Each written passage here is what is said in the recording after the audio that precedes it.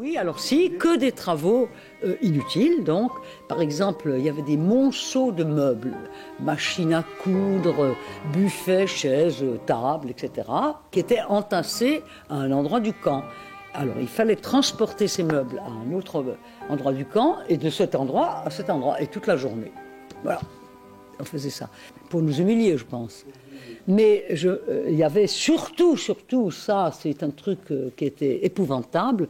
Donc on nous faisait lever très tôt le matin et il y avait environ 5 heures d'appel. Alors ils appelaient ça l'appel. Alors ils comptaient fume, scène, 5 par 5.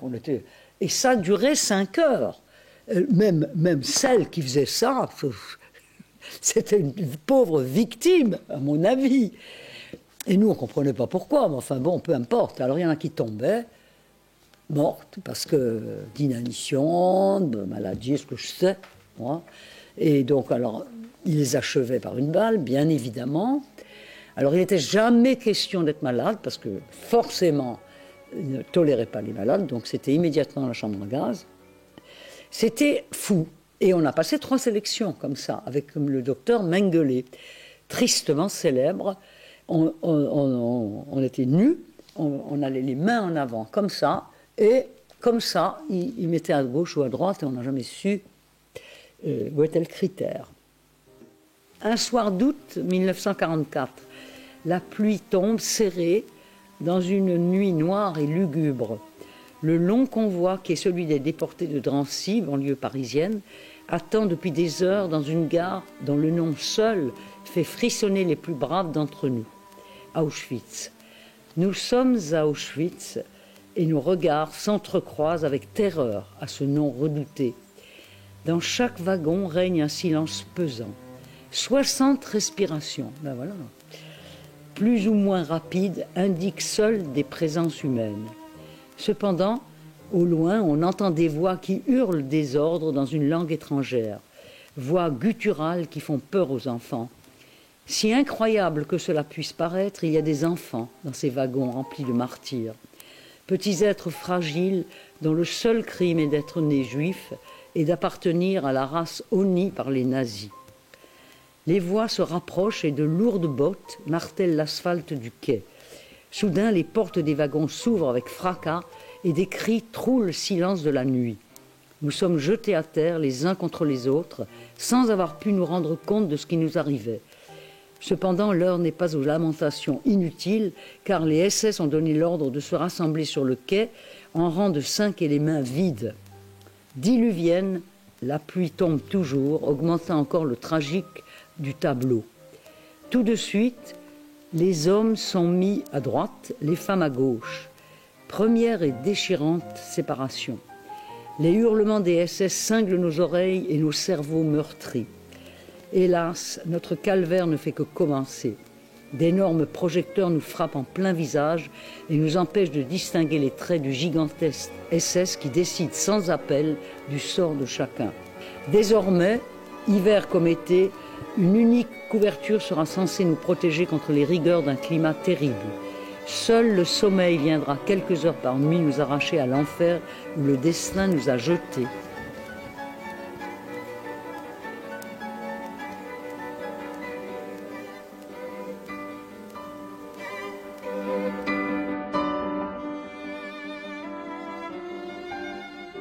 Au bout de 3 mois, on nous a transportés dans un camp de travail en Tchécoslovaquie et où on a travaillé en usine pendant tout le temps de la déportation.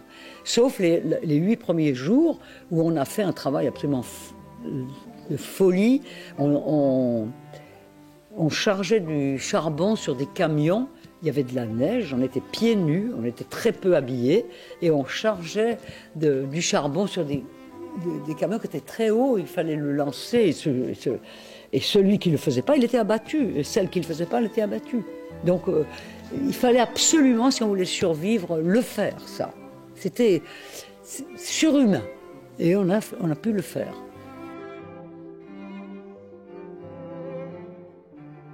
Oui, moi je fonctionnais d'une manière très spéciale et je sais pourquoi.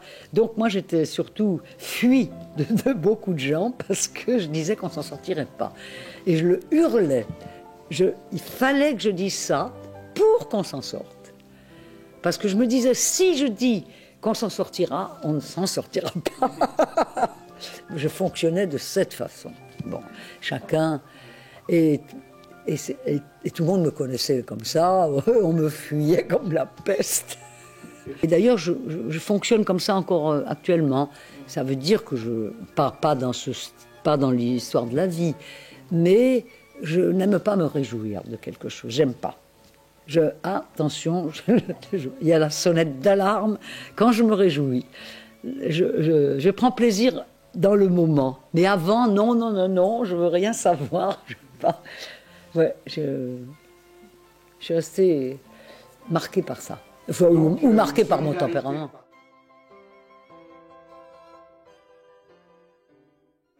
Alors ça, c'est une très très bonne question, parce que c'est une chose qui a fonctionné pour tout le monde. J'ai souvent rencontré des gens. On n'avait de la solidarité que pour notre petit groupe. Alors il s'était formé, tout le monde vivait en petit groupe. Ça veut dire 5, 6 personnes. Rarement moins, et rarement plus. Et pourquoi? On a souvent réfléchi là autour.